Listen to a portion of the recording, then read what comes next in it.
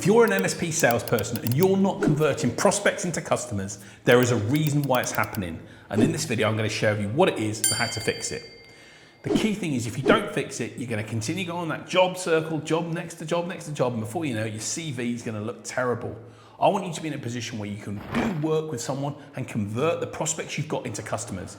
So let's look at the video and make sure you can take the actions you need to get the success you deserve.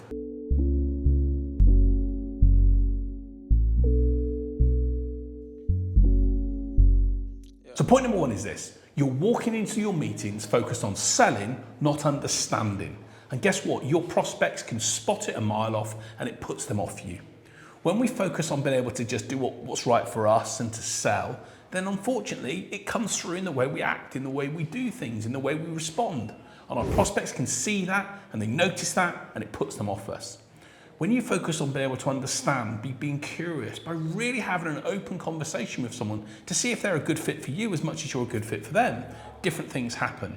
You're able to build stronger relationships. You're able to utilize phrases such as, hey, we may not be the right fit for you. And if that's the case, that's okay, we'll leave you to it. Meaning that the prospect don't feel they're being sold to, they feel they've been advised. And consultancy sale works much more effectively than pushy sale. So focus your mindset on being able to understand first. Stephen Covey once said the great phrase, seek first to understand before being understood. And if you do that and focus less on selling, then you're going to give yourself the best chance of ensuring that that prospect can do something with you. So point number two is this: you've started to pitch your service before you've earned the right to. You might think the first thing you've got to do is when you go and see a new prospect is to tell them, once they've asked a few questions about their situation, great, here's our solution, here's how we fix it, here's what we do. In reality, that's too soon in many cases. For some business owners and people, yes, you need to get straight down to the nuts and bolts of things. But in most cases, it's about understanding. It's about asking questions. It's about digging into what's going on with them right now. Who are they currently working with? What's the problem with the current solution? Why are they looking at a new solution?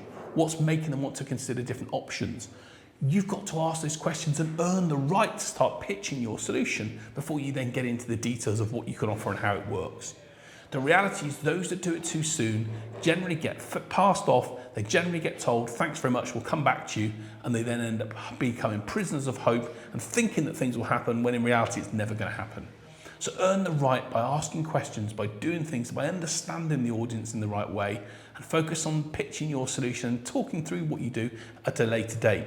And even if you get asked the question, tell me about your company and what you do, reflect it back to them and say, happy to share information about what we do. I can talk for hours on our company. What is it in particular you're looking to see or learn? And I can help understand whether we're a good fit for you. Reflect the question back, seek first to understand their situation, and it's going to help you see whether they're a good fit to do business together. So the next key reason as to why you're not getting the conversion that you want to happen is the biggest reason. I say this in every one of my videos: you're not asking the right question in the right way at the right time. If there's one thing I could share with you across all of my videos, and that's that questioning is critical to sales success. The what, the how, the where, the who, the when, tell me more, that's everything you should be using in your questioning to find out what's going on. And by asking questions and finding out more what's happening in the world of the other person, you're going to be able to build stronger relationships with them, make them feel like you're interested in them, and more importantly, you're going to be able to get the answers you need to know whether there's a fit or not. Asking great questions in the right way, at the right time, are the critical success pointers to sales success. And if you do this well and know when to do things, for example, you wouldn't say to someone what would stop you from buying at the early stages when you've just met them. It's the wrong question to ask. But you wouldn't also say to them, why did you do that, in an accusatory tone, because it would put the other person's back up. Learning to ask the right question the right way at the right time is everything in sales, and it's the reason you're not succeeding is because you haven't mastered that yet. I'm going to put some video links to other videos I've done around questioning. Get that right, it's going to help you do the right thing and get the right result. So the next key point when it comes to being able to convert a prospect to buying is what I call the value gap. The value gap is what they're prepared to pay versus what you charge. And the reality is, if that figure there is not in line with their expectations, there's a value gap and they ain't going to cross it between the two. How do you bridge the value gap? How do you start to make the prospect feel that what you're offering here is worthwhile? It starts with coming through education. It starts with coming through different methods and information to showcase other people that have crossed that gap and have gained a result. It also comes from asking them better questions to find out what they value and what they see as being important. what's really key for them. It also comes from how much information and content you can start to share with them early in the sales process and through the nurturing journey as they go from becoming a prospect to a customer. It also comes from being able to understand that you're not pushing them to do something and they're able to see and make up their own mind on what works for them.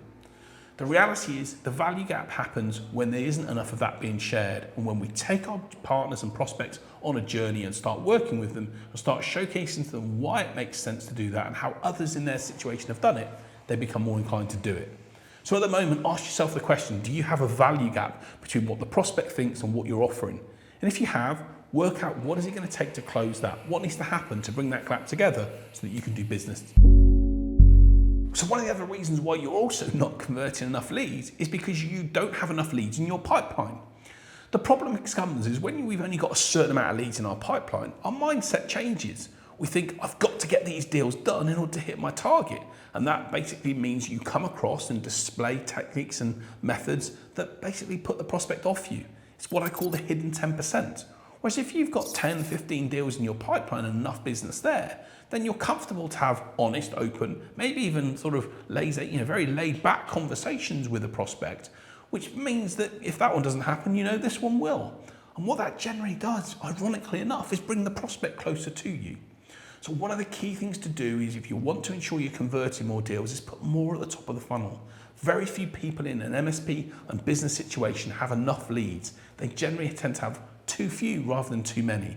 Add more in by prospecting on a regular basis, making sure your marketing is effective and going out to the audience, making sure you're making regular time for prospecting one-to-one calls or outreach on social media or email, making sure you're engaging with that audience. I've done some other videos on what you can do to create that drive, but when you've got more in the pipeline, you tend to engage with prospects in a different way, in less urgency, in a less pushy manner, and that brings them closer to you to get deals done. So the final point that I see on a regular basis is you're trying to create urgency which contradicts your pricing and positioning. You want to get the deal done. It's the end of month, end of quarter. Of course you want to make the thing happen. But the reality is when you start offering deals or discounts or other things, it goes against the business value that you're trying to create of being a strong, established, trusted company that people can work with and put their trust in. And again, you're doing that because you can't get enough deals in, so therefore you're trying to get things in place. Be clear about your values, be clear about who you are, what you stand for, and be prepared to say no. Being able to say, thanks very much, but we're not able to do this at this time, or we can't lower anything lower than this price because the impact it would have on our other customers, or we wouldn't be able to deliver you the quality of service we know to protect you, to give you the service that you want. No is sometimes an okay answer to have when you've got enough of other deals going on, and when you can showcase that the value in what you offer delivers the outcome that people want. If you were to ask your prospect in the future, would they really rather have spent a little bit less and got a poorer service? The answer is no. The real critical thing is for you to help your prospect understand the cost of doing nothing. By doing nothing or staying as they are, what risks does that create for them? What challenges does that create? What potential business issues come as a result of doing that? And if you can start to educate and show them what the implications of that might be, but also then show them how you can take those issues away and how you've done that for other people, you can get more people on board. So look, I understand it's difficult to get enough business over the line. Winning business in 2026 as an MSP is tough. I've spoken to MSPs who said they've not won any new deals in 18 months. So I know it's difficult, but if you approach sales in the right way and focus on some of the key things that I've talked about asking better questions, finding out what's happening, focusing on the problems and issues of the audience, and then showcasing how you've solved that for other people, you're going to give yourself the better chance of winning deals and moving forward. Hope you've enjoyed the video. If you have, please like and subscribe to the channel. Let's share it with other people so we can help other MSP business owners and sales professionals get great success. Until next time, see you soon. Take care.